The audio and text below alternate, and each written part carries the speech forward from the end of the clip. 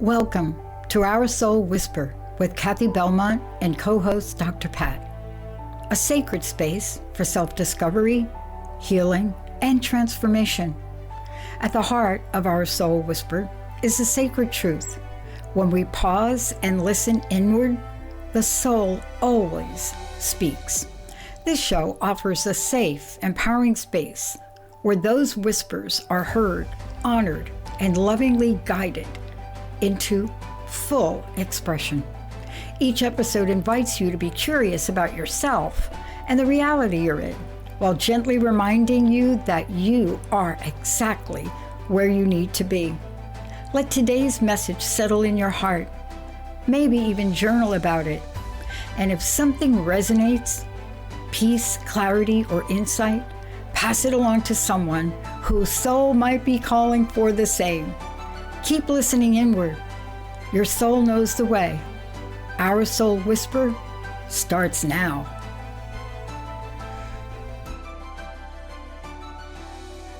Oh boy, we need to get at it right now, everybody. I'm Dr. Pat, and I get to take this beautiful ride with the most incredible coach. I can't even describe Kathy. I have known Kathy now for a bit. And what I love about what I do in the world is I get to see the joy. I get to see the awe. I get to see the wonder. What happens when people show up and they become their authentic selves. But not everyone out there is like Kathy and I. You know, we happen to be plugged into an energy with the network and so many other things. However, today's show is an expression of what Kathy also does to help other people. Today, it's all about finding joy again, right? You know, somebody asked me once, and part of this is taking a look and rediscovering the awe in life, the wonder in everyday life. And we're going to get into that right now. Kathy, what a great topic. And, you know, I was telling you before the show, I almost had you do the show today because of a little procedure I had. And I thought, oh no, I cannot miss this show. You know, let's talk about finding joy. Joy is not lost.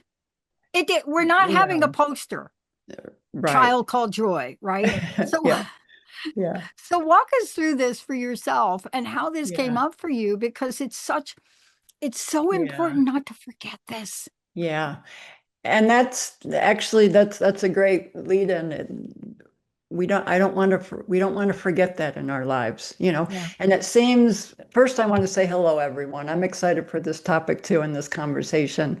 And it's, you know, I want to get into, answer your question, and I want to get into a great quote by Albert Einstein, but it's really bringing that joy in, and it's something that we think we can put on the back burner after we do all our human doing. And really, we're going to talk about, after I read this great quote, about how bringing joy in to really inspire us to be, when we go into that doing mode, how both can really work together. So it was a great quote from Albert Einstein's The World I See It, that essay he did back in the 1930s. And he says that mystery is the essential starting point for progress, and that mystery sparks the imagination and drives our human spirit to explore.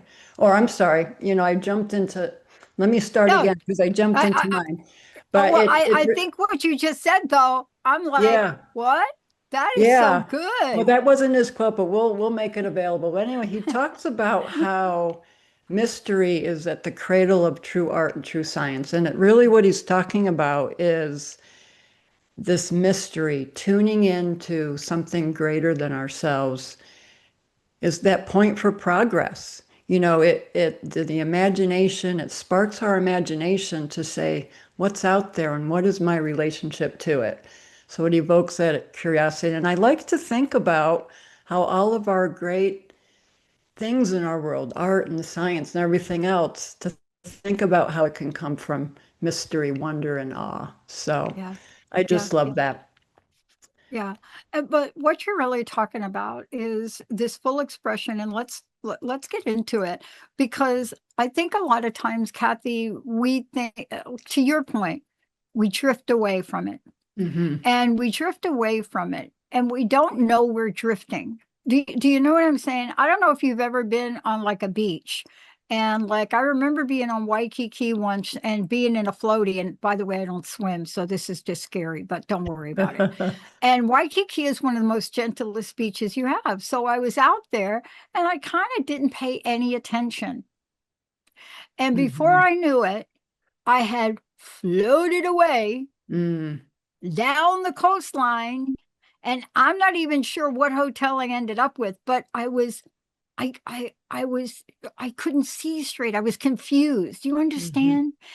Does drifting away from joy invite into our lives so many of these other things we don't want? You know, it can allow us to miss them, what's there. So, yeah, we kind of get into that doing mode or we're not maybe being present.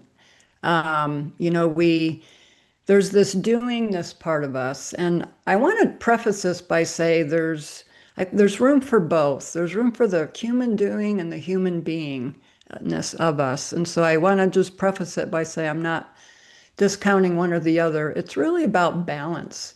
You know, we get into, you know, we become responsible and we have these things we want to do in our lives. We have these future goals. We have this place that we want to be and get to.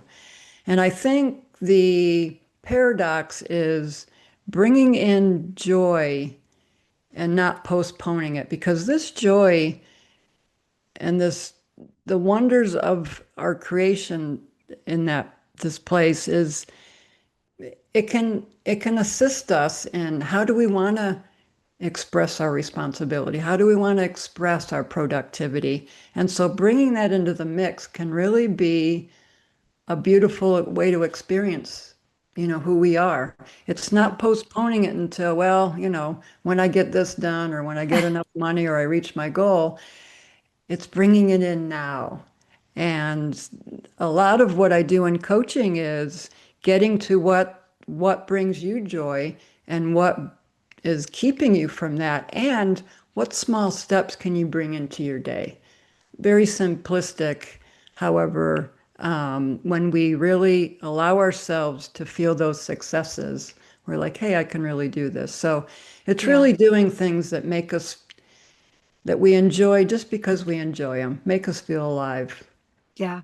Yeah, it's really interesting to talk about this too, because this is so very important. I turned to Linda the other day, and you know this about me. And people look at me and they say, "What, are you out of your mind? What do you mean you're doing website designs for your host?" And I just looked at my friend, not Linda, but another person. I said, "What do you mean? What do you mean?" Hmm. Because the question was so foreign for me. And let's talk about that for a minute, because we will deny ourselves things. How many times, Kathy, in your life has somebody said something to you and you're like, oh, maybe I shouldn't? See, Hmm. isn't it part of it just Hmm. what we have inside, but also, isn't that what Einstein was talking about? You know, there are so many things that could influence us, but don't you help people get back to their true nature, to honor what they really want? Exactly. And it's through those questions of, and we're actually going to be talking a little bit later about joy can be information for us. And we can actually jump to that now because I think it's really appropriate that, you know, what is it that brings you joy? And how, you know, how does that enhance your life? And you get into really getting in touch with why that's so important to you, and you can embrace that. And then as you take steps towards bringing that into your life, you know, more of that authenticity comes out. You know, we get into what brings us joy. It's information for us. It's our inner being, our compass telling us, hey, go this way. This lights you up. This is, you know, follow this path. And that's what leads us to our authenticity. And so when we're in those moments where someone questions us, and we know that, say, Dr. Pat, you enjoy doing that web design, you can say confidently, yeah, I sure do, and I love it. And that can bring such a lightness to the space, to the conversation with that confidence. And that's that confidence that, you know, coaching really brings out in you. So you can Yeah. confidently say, yeah, this is who I am and this is what I enjoy. Yeah. I want to ask you this question back to our show today, which is a really important one you're going to talk about. It Yeah. is one of, I think, the greatest misunderstandings we have about joy and Mhm. awe and whatever you want to call it. I want to ask you about joy being present even when life is hard. Yeah. Yeah, we have those moments, and I'll use an example of say we lose someone either through a passing, a transition, and or someone just not in our lives anymore for whatever reason. And so there can be grief there. And we I think many of us feel, including myself, sometimes we have to stay there, maybe out of respect or whatever. However, maybe many of us can relate. There may be those moments that pop in where, say, we remember something really special or funny about that person, a beautiful memory, and it brings a smile, it brings a laugh. And it's really allowing those two emotions to coexist. It's not Mm. denying the grief, however, it's allowing room for something more. And I really do believe that those emotions can coexist if we really allow them to. And another thing in coaching we can look at, well, what would hold you back from expressing that joy in those moments or allowing yourself? And it can uncover maybe some beliefs that don't serve you anymore. Maybe you believe it was out of disrespect or you're not worthy or you have to stay there. So moments to really know, giving yourself permission to allow room for both. Yeah. This is such an important conversation because I don't know about you, but I'm sure you're seeing with your clients. I'm also seeing it with mine. And what I've had to learn, and I wish you would talk to this because there are influences. And, a lot of times what happens is we pick up on other people's energies. Let me just call it that. But Mhm. part of what you're talking about today, and let's get to it, is as we pick up those energies, like I was on a call with a client yesterday, and this is the third time this person has said to me, I don't know what's going on. I don't know what's going on. And my body just, and to be honest with you, to have that happen before I have to go get back surgery, come on now. But it's like, but I felt it on that day more than ever. Usually I just blow it off, but I was already stressed, right? So can you talk about the body? Because the body responds to that, but it also responds to what? Joy and awe. Talk about that. Yeah, yeah, yeah. Our bodies can really take in a lot and hold on. And that's could be a whole other conversation about what energy is mine and what energy is yours and Yeah. how we Oh, take that on. yeah. When we bring joy and awe in, it's a Barbara Fredrickson, she's a psychologist and a Yeah. researcher, and she did some wonderful work on positive emotions. And it's things like joy and gratitude, love, being content, maybe in the moment. And her theory talks about is when we can feel these feelings, these positive feelings on a regular basis, it not only gives us that feel good in the moment, it also broadens our attention and our thinking. So it helps us really become more curious and creative. And so what it does is when our bodies go into stress, if we can allow ourselves room for those positive feelings, and two, it helps balance us quicker. We have that energy and that stamina, if you will, to experience those positive feelings. So when we do experience stress or something uncomfortable, we're able to get back to that balanced state again, that resting state, a lot easier. If you really want to look at, our physical bodies, joy and all, it activates our vagus nerve, which slows our heart rate down and it deepens our breathing. And breathing, as we all know, is so important. It's our life force, and we shallow breathe all the time. Take those moments to breathe deeply. Lowers inflammation. It reduces the release of those cytokines, which are proteins that are linked to chronic illness and stress. So a lot of effects on our body. You know, when we have those moments of joy and awe, it can take us out of our ego. It can take us out of our head, all the things that are going on up there. And we have moments where we feel connected to something larger than ourselves.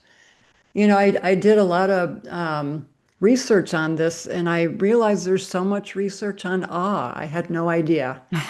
And it really talks about how it brings us out of kind of our egoic self, if you will, and gets us in touch with that something greater, which can lead to more kindness. You know, we have that, we're more apt to be more kind, more Yeah, compassionate, a little more yeah, accepting. yeah. Can you talk about awe for a minute? Because I think you've got some great examples we're going to talk about. Because a lot of people, when you say awe, it means different things for different people. So we're not telling people what awe means, Hmm. right? We're not. I Hmm. mean, I was in awe the other day at a squirrel. Hmm. I'm sorry. I had a conversation with it, and I've never seen a squirrel lay down 6 feet away from a human being Hmm. ever. But it laid down as I was talking. I was just in awe in that moment. Can you bring us to this experience of awe and the fact that every single one of us can experience it pretty much any time if we just knew how? Most definitely. And it's that becoming present. So it's that, it's the squirrel. And I actually have a turkey story a little bit later, so we'll kind of add to that. But it's the beautiful sunrises or sunsets. It's those moments that we witness someone being kind to another. It's where life says, look at this, and we're simply there.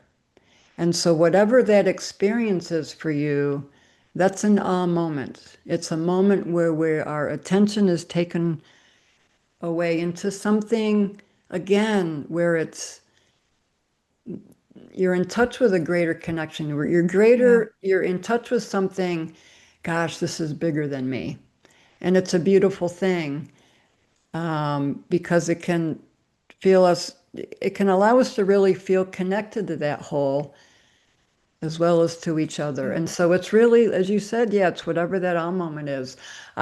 We have turkeys in our neighborhood, and it was really fun. I was watching two of them in the courtyard, and one, I'm assuming one was a male because he was all fluffed up and had his back feathers up, and he was doing the dance around the female. And it was so fun to watch. It was fun to watch how the males do that. They do that many animals of the males do that. But the female was just pecking away, not noticing anything. I found it a beautiful dance, and I found some humor in that. That the female seemed quite unaware or uninterested. So, yeah, it's those moments of awe where I was watching this moment for about 10 minutes, Wow, not yeah, thinking, worrying about anything. I Those are know. those awe moments. I know. Well, I want to talk to you about, I mean, this is totally connected to this. How do we become available to joy again? Because I started the show out saying joy is not missing. We didn't No, lose joy. It's not yeah, floating around there saying, find me. So, how right. do we make it available to us?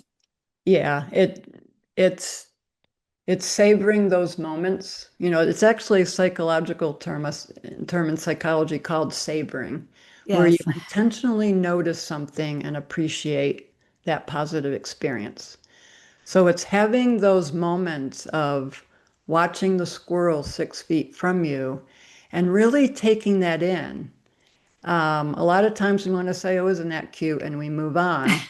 Um, and maybe it's not an ah moment for you, but sometimes those ah moments, we can really give them a little bit more time to settle in. A lot of times we give more energy to some of those more uncomfortable times in our lives, and we want to give that more energy. Give more of those ah moments. Let it really settle in and seep into your body and see how it feels. You know, if you want to take a picture of that awesome sunset, take it in first and then take the action. Allow yourself that play. Allow ourselves to play. And do it just because it looks like fun. You know, I love to paint. I had a went to a friend's house years ago and she painted, and I didn't realize that. And I looked at her paintings and it inspired something in me to paint. And I said, I want to do that. And that very night, we got out the acrylics and started painting. Now, that painting may not look like much to anyone, but I keep it. I keep it for two reasons. One, it reminds me of that inspired place that I was in. And it reminds me also to look back at how far I've come. When I look at that first painting to what I've done since then, it's a beautiful reminder. Allow yourself to do what's fun just for the sake of fun. If you want to go on that walk, maybe consider don't turn on your smartwatch and count your steps. Take the walk just to enjoy it, to take it in. Yeah. And again, we talked about joy earlier being information. What brings you joy? And allow that to really be a message from your inner self, your higher self, who can see things on the mountaintop and say, hey, let's go this way. Yeah. And that will Yeah. lead you to that authenticity, you know. Yeah.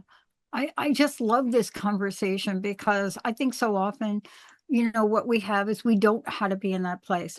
And I think part of this is let's talk about what it means to play for a minute. Because when I go play, I am not really playing. Competing in a, I don't think that falls under what you're going to talk about with playing is, does it?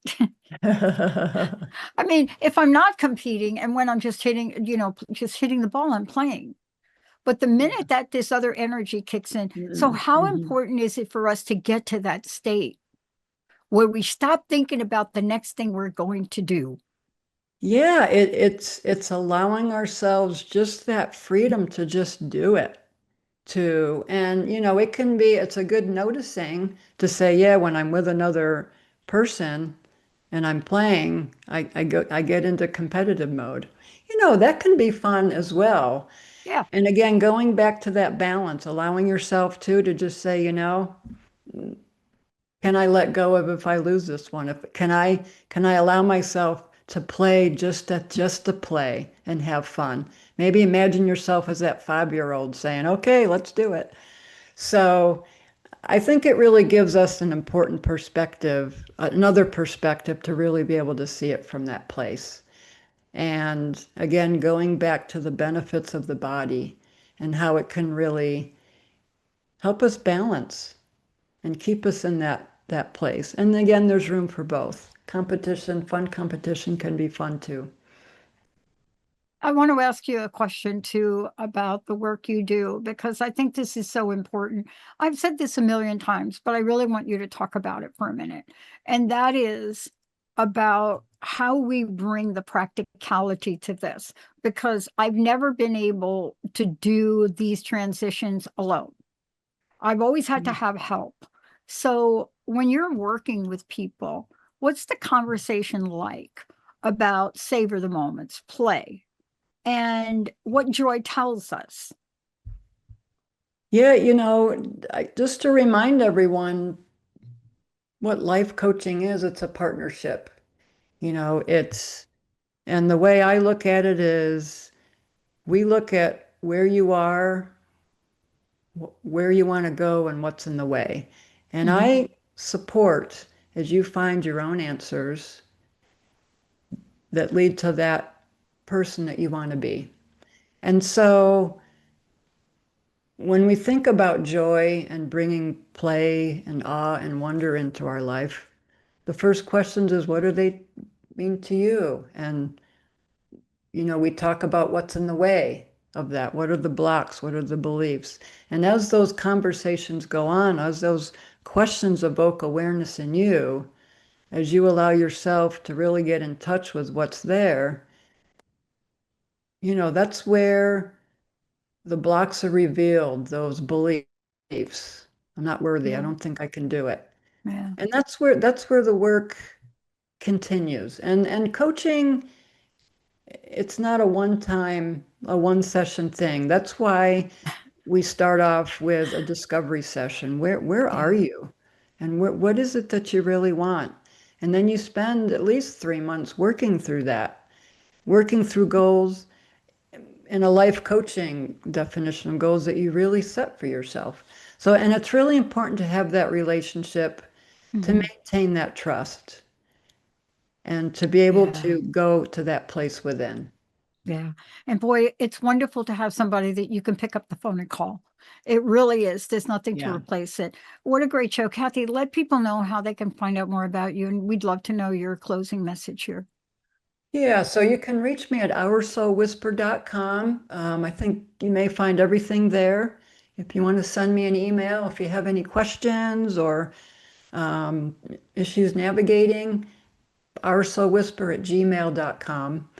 And just as we close this session, just really consider going through your day or your week and just really take notice of what lights you up and brings you joy and let it settle in and just and be with it. Allow yourself to be surprised and to allow yourself to play. Yeah, that's my message today. And right after this, I'm getting myself out of this computer chair, out of this studio, and I'm going to go outside and see if I can find my squirrel. Thank you, Kathy. Thank you, That's Emily. beautiful. And to all of you out there, joy is not missing. We don't need a poster to find it. Yeah. Go back and listen to this show again. And if you can't figure it out for yourself, like I've not been able to a lot in my life, give Kathy a ring, give her a call. Thank you, Kathy. Thank you, Emily. We'll see you all next time. Yeah. Thanks. Thank you for listening to Our Soul Whisper with Kathy and Dr. Pat. Tune in every first and third Wednesday at 11 a.m. Pacific on transformationtalkradio.com and subscribe so you never miss an episode. Take a moment now to breathe in and reflect on today's message. If it brought you peace, clarity, or insight, let it settle in your heart and maybe even journal about it. Remember to like and share this episode with someone who's ready to listen within.